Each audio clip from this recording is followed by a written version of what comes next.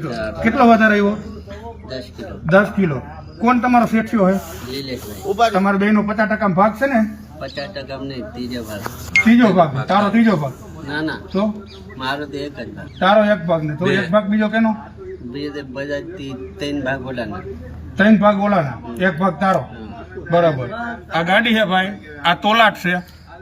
તમે જોઈ લ્યો, ગોંડલના નિલેશભાઈ કરીને વેપારી છે. બીજા ભાઈ એના પાર્ટનર કેવા?